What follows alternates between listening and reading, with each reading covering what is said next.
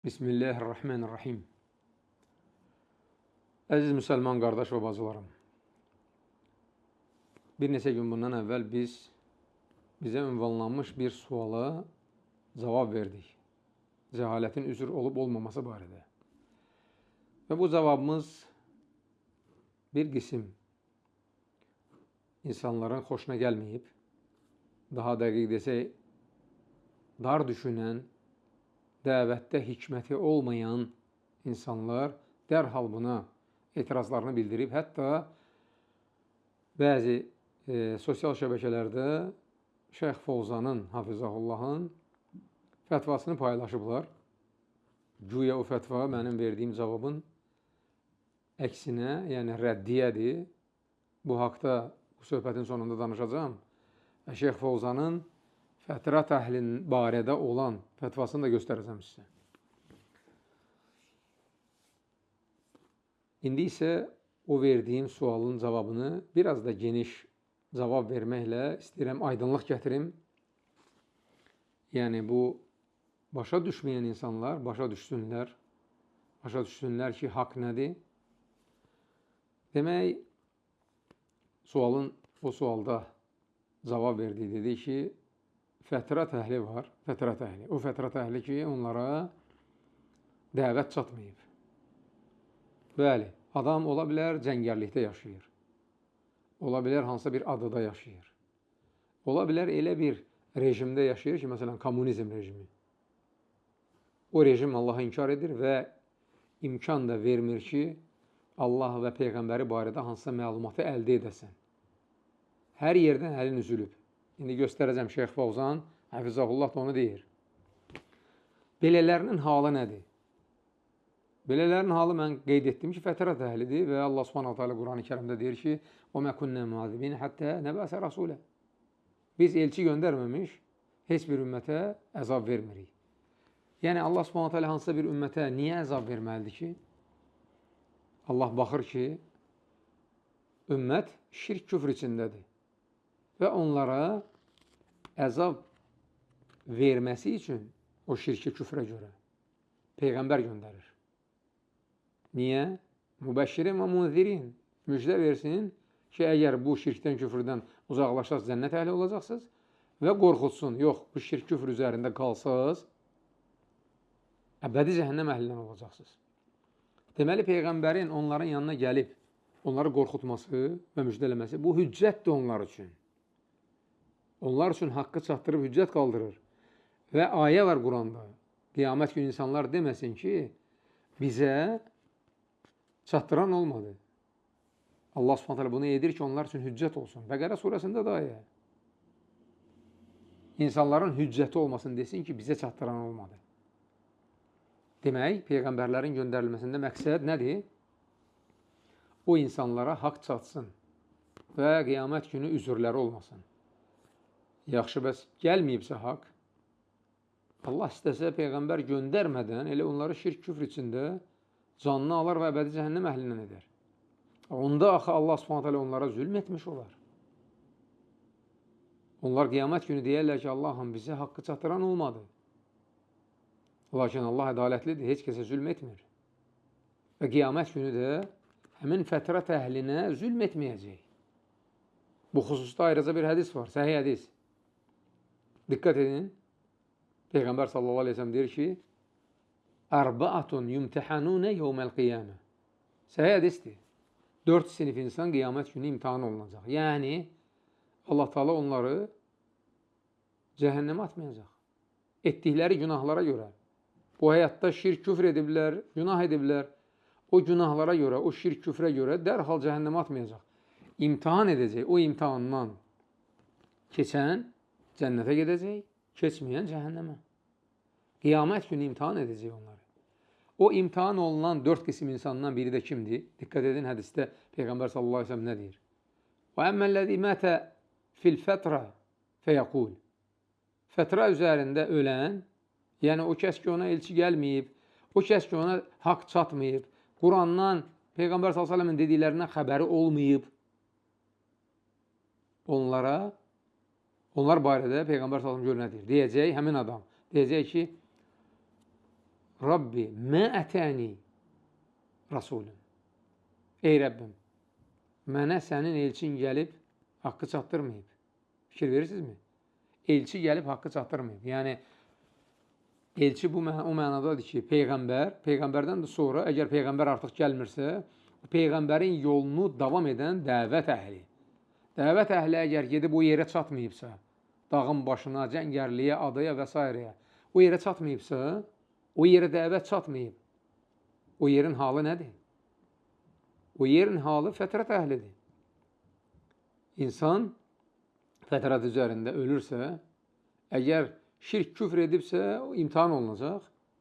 Yox, əgər fətrətində qalıbsa, imanında qalıbsa, onu Allah Subhanahu cənnətlik edər. Yəni, bu Allahın işidir. Ona biz qarışmırıq. Allah Subhanahu onları, əsas odur ki, onları əbədi olaraq cəhənnəmə salmayacaq. Başqa bir dəlil, bu da Buxari Müslimdədir, səhv eləmirəmsə, Peyğəmbər sallallahu aleyhi ve sellem görünənədir. وَالَّذِي نَفْسِ مُحَمَّدٌ بِيَدِهِ And içir. Muhammedin canı əlində olan Allaha and olsun. Mənim barəmdə eşidən elə bir kitab əhli, kafir yoxdur ki, mənə iman gətirməsin, Allah onu cəhənnəmli etsin. Diqqət edin, Peyğəmbər sallallahu aleyhi ve sellem mənim barəmdə eşitməsin deyəndə nə qəsd edir? Alimlər hamısı ittifaq edib ki, təkcə Muhammed adını eşitmək kifayət deyil. Muhammed adlı Peyğəmbər var. Bu kifayət deyil. Muhammed adlı Peyğəmbər sallallahu aleyhi ve sellem nəyi təbliğ edib? Onu öyrənsə, bilsə, sonra desə ki, qəbul etmirəm, inkar edirəm. Bu boş şeydir. Bax, onda ona Allah subhanahu teala əbədi olaraq cəhənnəmə salır. Yoxsa ki, sadəcə olaraq Muhammed adı eşitsin sallallahu aleyhi ve sellemin və qəbul eləməsin, bu hüccətin çatması demək deyil. Alimlər buna ittifaq edib. İbn Teymiyyə, İbn Qeym, İbn Kətir və digərləri ittifaq ediblər. Haqqı gərək ona çatdırsınlar. Bilsin ki, Peyğəmbər sallallahu aleyhi ve sellem nəyi təbliğ edib? La ilahe illallah, Muhammed Rasulullah. Tevhidi. O tevhidi bilsə, inkar etsə, bəli, onda artıq əbədi olaraq cəhənnəmə düşür. İndi diqqət edin, Peyğəmbər sallallahu aleyhi ve sellem bilirdi ki, məsələn üçün, filan ölkələrdə kafirlər var. Kitab əhlidir, məcusidir və s. Deyə bilərdi ki, məsələn, onlar hamısı əbədi olaraq cəhənnəmə gedəcək. Və onlara heç hüccəti qaldırmaq, dəvəti çatdırmaq, təbliğ etmək, haqqı çatdırmağa ehtiyac yoxdur. Belə deyə bilərdi. Ancaq onların qiyamət günü Allaha qarşı hüccəti olmasın deyə, üzrü olmasın deyə nə edir Peyğəmbər sallallahu aleyhi ve sellem? 6 hökümdara məktub yazır. Herakla, Xosrova, Nəcaşiyə və digərlərinə məktub yazır. İslamı qəbul et, Allahın əzabından canını qurtar. Diqqət edin, Allahın əzabından canını qurtar. Ona haqq çatmadan öncə onun halı nədir? Fətrət əhlidir yoxsa yox? Əlbəttə ki, fətrət əhlidir. Haqqı bilib inkar etsə, bəli, əbədi olaraq cəhənnəmə gedir. Qiyamət günü ona deyilsə ki, məsələn üçün, sən niyə Muhammed sallallahu aleyhi ve sellem'i qəbul etməmsən? O deyəcək ki, mənə heç o haqda deyən olmayıb. Ona görə də Peyğəmbər sallallahu aleyhi ve sellem məktub göndərir onlara. Məktub göndərir ki, haqqı çatdırsın və hüccət qaldırsın. Qiyamət günü onların üzrü olmasın. Bunu başa düşmək lazımdır. Eyni ilə də xəlifələrin Əbu Bakır, Ömər və digərlərini radiyallahu anhum, xəlifələr hər hansı bir müşrik, kafir qövmə müraciət etdikdə məktublarını oxusaz görərsiniz. Xəlifələrin nə qədər məktubları var. Onlara müraciət edir ki, Allah təkdir, bu dini qəbul edin, Allahın əzabından canınızı qurtarın. Fikir verin. Əvvəlcə təbliğ edir, haqqı çatdırır. Əgər onlar haqqı çatdırmadan, təbliğ etmədən birbaşa o qövmün üzərinə hücum edib, onlarla vuruşsaydı, onda biz deyərdik ki, bəli, haqqı çatdırmağa ehtiyac yoxdur. Zahirən görürlər ki, bunlar müşrik kafirdir və salam. Qanı halaldır. Amma belə demək olmaz. Fətrət əhlidirsə, onlara haqq çatmayıbsa, haqqı çatdırmaq vacibdir. Peyğəmbər sallallahu aleyhi və səlləm Taifə gedir. Bax, bu ibrətamiz hadisədir. İki hadisəni danışacağım, bundan siz ibrət götürəcəksiniz. Peyğəmbər sallallahu aleyhi və səlləm Taifə gedir. Taifdəkilər onu daşa basıb qovur. Oradakılar hamısı müşrik idi. Və əzaba layiq edirlər. Əzaba düçar olmağa. Ona görə Allah subhanahu teala mələk göndərir, dağlar mələyini. Lakin, diqqət edin, dərhal onlara əzab vermir. Dağlar mələyi gəlib heç Peyğəmbər sallallahu aleyhi və səlləmdən soruşmadan iki dağı onların başına uçurdardı. Müşrik kafirdirlər. Ancaq Peyğəmbər sallallahu aleyhi və səlləmə seçim verir ki, edək etməyək. Bu dağı onların başına uçurtmayaq. Rasulullah sallallahu aleyhi və səlləm başa düşür ki, o qövm, bəli, müşrikdirlər. Lakin hələ onlara haqq tam çatmayıb. Odur ki, onların əzaba düçar olmasını istəmir. Onlara möhlət verir ki, haqq onlara çatsın və hətta hidayət diləyir ki, mən Allahdan istəyim odur ki, onların belindən tək Allaha ibadət edən insanlar gəlsin. Fikir verir, onların dərhal əzaba düçar olmasını istəmir. Amma, indi gəlin o biri məsələyə. İki rəvayətin ikisi də Buxaridədir. Bu danışdığım da indi deyəcəyim rəvayətdir. Buxaridədir. Amma o müşriklər ki, Məkkədə artıq haqqı bilirdilər. Hətta öz aralarında söhbət edəndə deyirdilər ki, əgər biz bunu cəmaata desək ki, bu doğrudan da Allahın Peyğəmbəridir. Dəstə-dəstə İslama gələcəklər. Bunu demək olmaz. Bilərəkdən İslama düşmən və Peyğəmbər s.ə.v inkar edirdilər. Kim idi bunlar? Abu Cəhl, Utbə, Şeybə, Vəlid, Umeyyə, Uqbə. Peyğəmbər s.ə.v görəndə ki, artıq bunlar əzaba düçar olmağa layiqdilər, nə edir? Kəbənin yanında onlara bəddua edir. Deyir, Allahım, Abu Cəhlin, Utbə ibn Rabiyənin, Şeybə ibn Rabiyənin, Vəlid ibn Utbənin, Umeyyə ibn Xələfin və Uqbə ibn Əbu Muaydin cəzasını ver.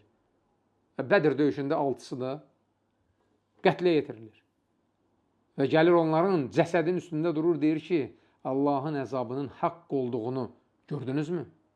Diqqət edin, bunlar artıq əzaba düçar olmağa layiqdir. Çünki artıq bilir və bilərəkdən inkar edir. Bax, bu ikinci qism insanlardır. Bu artıq fətrət əhli deyil. O kəslər ki, onlara dəvət gəlib çatıb və bilərəkdən bunu inkar edirlər. Üçüncü qism, bunu da aydınlıq gətirək ki, aydın olsun. O kəslər ki, şəhadəti gətirib İslamı qəbul edir, müsəlman olur artıq. Müsəlmandır. Ondan sonra hansısa səbəbdən dolayı, biz o üzrü bilmirik, hansısa səbəbdən dolayı küfr edir, şirk edir. Bunun halı nədir? Qardaşlar, ümmətin alimləri hamısı ittifaq edib ki, dərhal onu əbədi cəhənnəm əhlindən olduğuna hökm verib, bu həyatda da ona əzab vermək, edam etmək, qanının halal buyurması və s. olmaz. Bunu bütün alimlər ittifaq edib. Bütün alimlər ittifaq edib, icmadır. 6 şərt onda öz təsdiqini tapmalıdır və 6 maniyə aradan qalxmalıdır ki, sən deyə biləsən ki, o əbədi olaraq cəhənnəm əhlindən olacaq. Dəlil, çox dəlillər gətirmişəm və bu haqda çox danışmışam. Fərdi adamı kafir saymağın şərtləri və maniyələri adlı dərsimiz var. Ona qulaq asa bilərsiniz. Fərdi adamı kafir saymağın şərtləri və maniyələri. Gedin bu dərsə qulaq asın. Ancaq qısa olaraq deyim sizə bir ikisini. Ammar ibn Yasir radiyallahu anh gözünün qarşısında ata-anasını öldürürlər. Özünü də məcbur edirlər desin ki, Allahdan başqa ilah var. Lat, Uzza, Mənat və s. Və o da deyir bunu. Şirk küfr edir. Sahabə İslamı qəbul etmiş, müsəlman olan sahabə şirk küfr edir. Peyğəmbər sallallahu aleyhi ve sellem onun yanına gələndə də başını salır aşağı utandığından deyir, ya Rasulullah, mən bax bu günahı elədim. Rasulullah sallallahu aleyhi ve sellem nə deyir ona? Deyir ki, sənin üzrün yoxdur. Vəssalam, sən əbədi cəhənnəmliysən.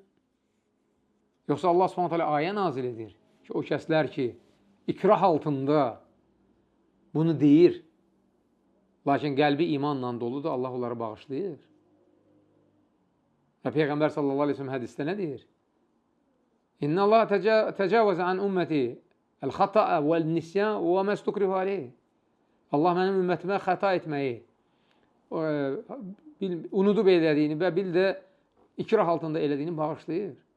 Ammar ibn Yasir'i bağışlayır Allah subhanahu teala. Və yaxud Hatib ibn Əbi Bəltə, bu sahabə kafirlərə məktub yazır. Müsəlmanların onların üzərinə getdiyini xəbər verir. Və bu əslində böyük küfürdür. Və hətta sahabələrdən biri Peyğəmbər sallallahu aleyhi ve sellemin izin istəyir ki, bəlkə onun başını kəsək. Bu elədiyi günaha görə. Rasulullah sallallahu aleyhi ve sellem tələsmir hökm verməyə. Bəli, bu adam zahirən küfr edib, düzdür. Amma üzrü ola bilər. Çağırır, deyir, ey Hatib, niyə belə elədin? O da üzrünü gətirir. Bir Məkkədə mənim ailəm var. Onlar üçün, onların həyat təhlükəsi üçün qorxduğuma görə belə eləmişəm. Mən bunu bilərəkdən eləməmişəm. Diqqət edin, deyir, mən bunu kafir olmaq və ya dindən dönmək məqsədi ilə eləməmişəm. Qəlbindəkini öyrənmək lazımdır, çağırıb soruşmaq lazımdır. Niyə belə eləmirsən? Məqsədini deyəndən sonra ki, mən bunu filan səbəb, filan üzrə görə eləmişəm, Peyğəmbər sallallahu aleyhi ve sellem nə deyir? Bağışlayır onu. Bağışlayır onu. Ona müşrik kafir hökm verib edam elətdirmir. Və yaxud demir ki, cəhənnəmli, əbədi cəhənnəmli olacaqsan bu küfrə görə. Bunu başa düşmək lazımdır. Və həmçinin o hədisdə ki, bədəvi dəvəsini tapır və deyir ki, mən sənin Rəbbinəm, sən mənim qulum. Sevincindən deyir bunu. Bilmədiyindən deyir. Və bunun o cür bilməməsi, unutması və yaxud xəta etməsi, axır nə ad qoyursunuz qoyun buna, üzürdür bu. Üzür. Bu üzürünə görə Allah subhanahu teala hətta gülümsüyür. Bağışlamaq bir tərəfə. Hətta gülümsüyür ki, o səhv eləyib bu cür Allaha müraciət edib. Bunu başa düşmək lazımdır. Odur ki, əziz müsəlmanlar, hər hansı bir bölgədə əgər İslam çatmayıbsa, haqq çatmayıbsa, həmin yerin əhalisinə əbədi cəhənnəm əhlindən olacaqlarını iddia etmək yanlışdır. Onları İslam dairəsindən çıxartmaq, fətrət əhli deməmək və birbaşa əbədi cəhənnəmli olduğunu demək yanlışdır. İkinci məsələ, hər hansı bir bölgədə İslam çatıb, İslamı qəbul ediblər. Lakin İslamı çatdıranlar oradakılara yanlış çatdırıb, din adı altında əgər onlara müəyyən bir küfrü, şirki öyrədiblərsə, o dəqiqə yenə onları İslam dairəsindən çıxartmaq, əbədi cəhənnəm əhlindən olduğunu demək yanlışdır. 6 şərt onlarda öz əksini tapmalıdır və 6 maniyə aradan qalxmalıdır. Hüccət qaldırılmamış, İslama girmiş bir kimsəni İslamdan çıxartmaq doğru deyil. Bu, bütün İslam alimlərinin ittifaq etdiyi bir rəydir. İndi gəlirəm əsas məsələyə. Şeyx Fovzan, Hafizahullahın fətrət əhli barədə dediyinə. Diqqətlə qulaq asın.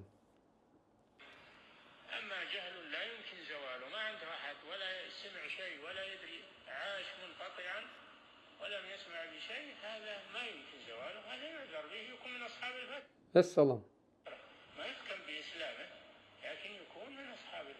Görürsünüz, deyir ki, amma o kəslər ki, onlara dəvət çatmayıb, onlar o İslam haqqında xəbərləri yoxdur, İslamın nə olduğunu bilmir, onlar fətrət əhli sayılır. Düzdür, onlara deyir, müsəlman deyilmir, çünki onlara dəvət çatmayıb, xəbərləri yoxdur İslamdan, amma onlar fətrət əhlidir və qiyamət günü imtihan olunacaqlar. Bu hədisdə deyilən kimi. Şeyx Fovzanın bu fətvasını gərək yayasız. Deyəsiz ki, bəli, fətrət əhli də mövcuddur, haqq çatmayan insanlar da mövcuddur.